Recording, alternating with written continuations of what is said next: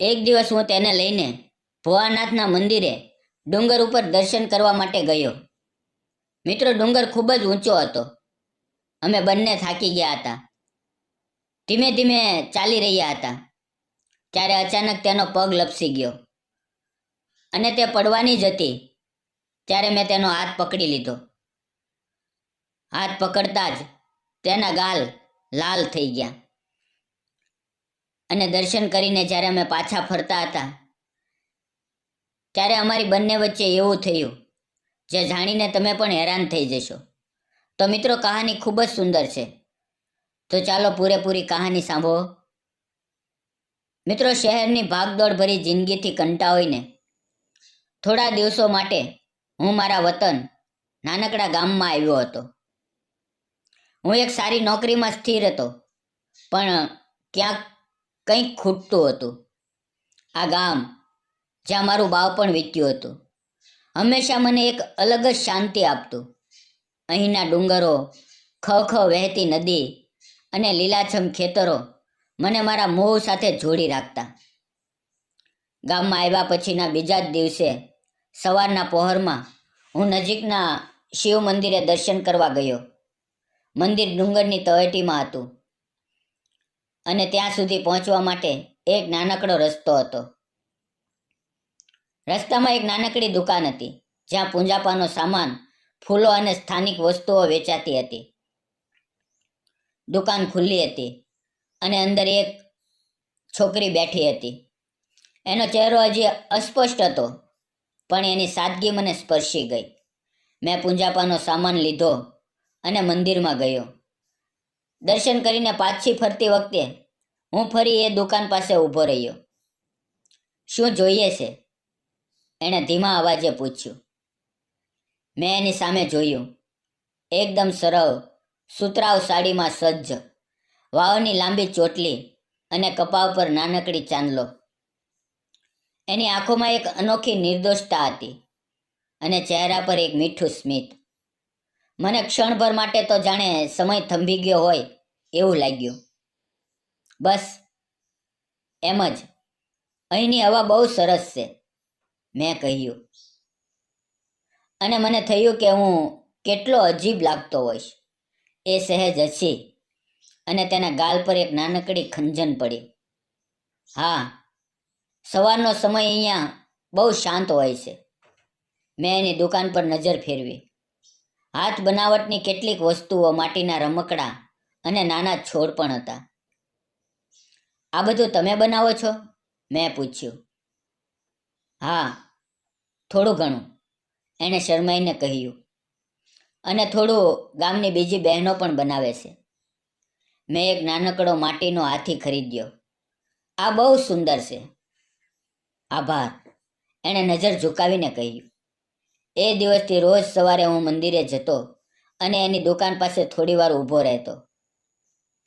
હવે ધીમે ધીમે અમારી વચ્ચે વાતચીત શરૂ થઈ. એનું નામ હતું રાધા. રાધા ખૂબ જ મહેનતુ હતી.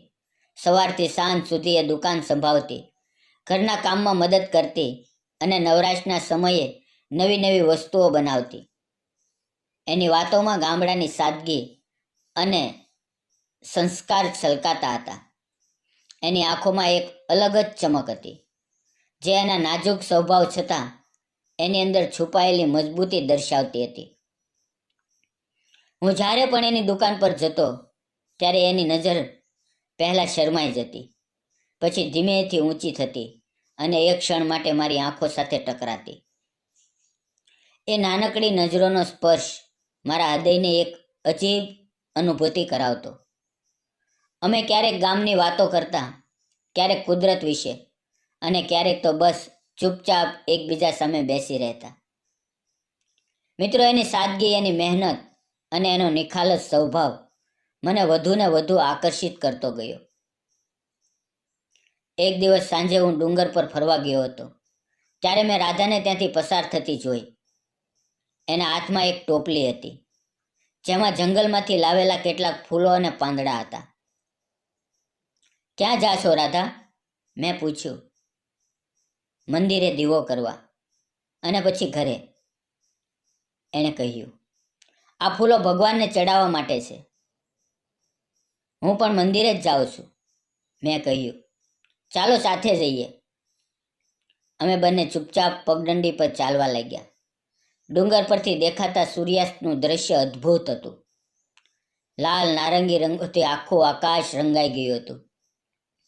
અચાનક એનો પગ એક પથ્થર સાથે ભટકાયો અને એ લપસી પડી. મેં તરત જ એનો હાથ પકડી લીધો.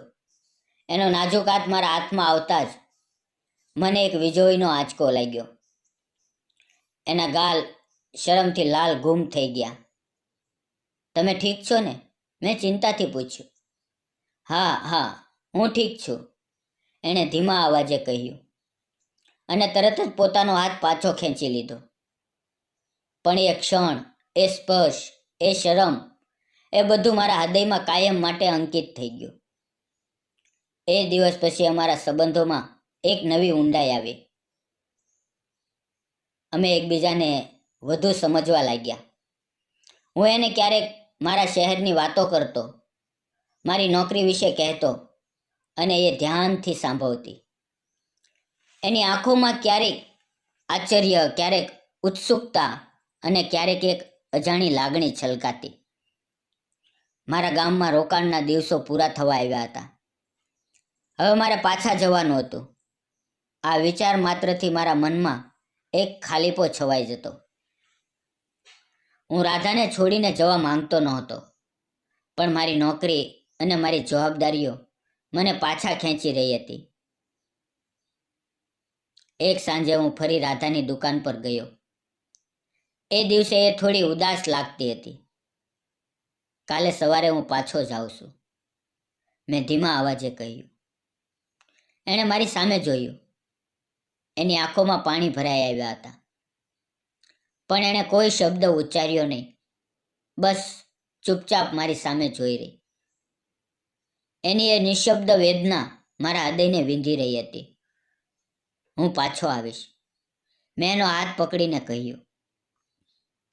આ વખતે તેણે પોતાનો હાથ પાછો ન ખેંચ્યો. એનો હાથ મારા હાથમાં નરમ અને ગરમ લાગતો હતો. હું જલ્દી પાછો આવીશ, રાધા. એણે ધીમેથી માથું હલાવ્યું.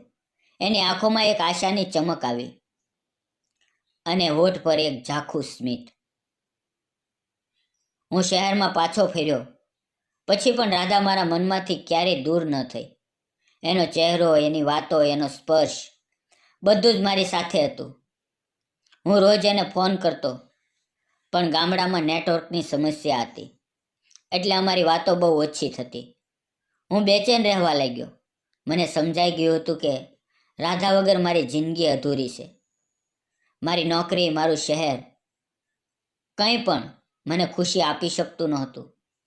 મેં મારા પરિવાર સાથે વાત કરી. શરૂઆતમાં તેમને થોડી ચિંતા થઈ કે ગામડાની છોકરી શહેરના વાતાવરણમાં કેવી રીતે અનુકૂળ થશે, પણ મેં તેમને રાધાની સાદગી, સંસ્કારિતા અને મહેનત વિશે સમજાવ્યું. મારા પિતાજી, જે પોતે ગામડાના હતા, તેઓ સમજી ગયા. 1 મહિના પછી હું ફરી ગામડે ગયો. આ વખતે હું એક નિશ્ચય સાથે ગયો હતો. હું સીધો રાધાની દુકાન પર ગયો. એ મને જોઈને આશ્ચર્યચકિત થઈ ગઈ. એના ચહેરા પર ખુશી છલકાઈ રહી હતી. તમે આટલી જલ્દી પાછા આવ્યા? તેણે હસતા હસતા કહ્યું. હા, કારણ કે હું તારા વગર રહી શકતો નથી, રાધા, મેં હિંમત કરીને કહ્યું. હું તને ખૂબ પ્રેમ કરું છું.